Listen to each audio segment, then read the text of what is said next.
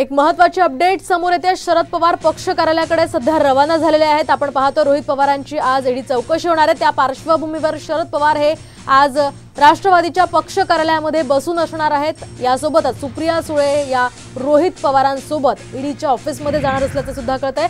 त्या पार्श्वभूमीवर शरद पवार हे आता पक्ष कार्यालयाकडे रवाना झालेले आहेत आणि थोड्याच वेळात रोहित पवार सुद्धा त्या ठिकाणी येतील आणि शरद पवारांची भेट ते घेणार आहेत। आपण पाहतोय रोहित पवारांची आज चौकशी होणार आहे, ईडी चौकशी होणार आहे। त्या पार्श्वभूमीवर शरद पवार पक्ष कार्यालयाकडे रवाना झालेले आहेत आणि आज दिवसभर ते पक्ष कार्यालयामध्ये बसून राहणार असल्याचं कळत आहे। या संदर्भात आपण अधिक माहिती जाणून घेऊयात आमचे प्रतिनिधी सुनील काळे यांच्याकडून। सुनील, काय सांगाल? रोहित पवार यांची आज ईडी चौकशी होते आणि त्या पार्श्वभूमीवर शरद पवार आज चौकशी संपेपर्यंत पक्ष कार्यालयामध्ये असणार असल्याची माहिती मिळते। काय अधिकचे अपडेट्स?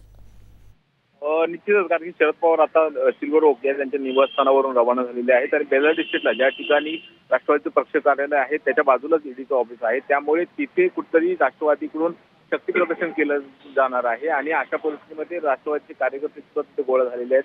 शरद पवार पूर्ण दिवस जोपर्यंत रोहित पवार यांची चौकशी सुरू राहील तोपर्यंत पक्ष कार्यालयात बसून त्या ठिकाणी कार्यकर्त्यांबरोबर शक्ती प्रदर्शन करायचा प्रयत्न करणार आहेत।